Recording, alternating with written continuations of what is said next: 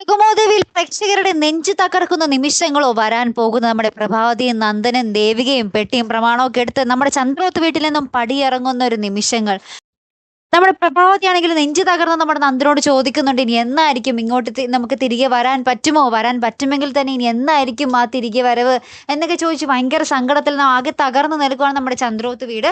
അപ്പുറത്താണെങ്കിൽ നമ്മുടെ തേവർക്കാട്ട് ആഘോഷത്തിന്റെ സൈറം മുഴങ്ങുന്നു എന്നൊക്കെ കേട്ടിട്ടില്ല. അതേപോലെ നമ്മുടെ ത്യാഗരാജനും തനുജയും ചന്ദ്രമതിയും കൂടെ ഭയങ്കര ആഘോഷവും സന്തോഷമൊക്കെ തന്നെയാട്ടോ. അപ്പൊ നമ്മുടെ തനുജ നമ്മുടെ ത്യാഗരാജനോട് പറയുന്നുണ്ട് നമുക്ക് തന്നെ ആ വീട് ലേലത്തിൽ പിടിക്കണം എന്നൊക്കെ പറയുന്നുണ്ട്. അപ്പൊ അതിനുവേണ്ടി ഇവർക്ക് നമ്മുടെ ചന്ദ്രോത്ത് വീടിനെതിരെ മൊഴി കൊടുക്കാൻ വേണ്ടി നമ്മുടെ തനുജയുടെ വളർത്തച്ഛൻ്റെയും വളർത്തമ്മയുടെ അടുത്തും വരുന്നുണ്ട്. അപ്പോൾ അവർ പറയുന്നുണ്ട്, ഞങ്ങൾ ഒരിക്കലും സിദ്ധാർത്ഥൻ സാറിൻ്റെ കുടുംബത്തിന് എതിരായിട്ടൊന്നും ചെയ്യില്ല, എതിരായിട്ടൊരു മൊഴിയും കൊടുക്കില്ല എന്ന് പറയുന്നുണ്ട്. അങ്ങനെ തന്നെ നമ്മുടെ ത്യാഗരാജൻ അവരെ കയറി നല്ല രീതിയിൽ പെരുമാറുന്നൊക്കെ ഉണ്ട് നമ്മുടെ വളർത്തച്ഛനെ. കാണുമ്പോൾ ഭയങ്കര സങ്കടം തോന്നുവേ.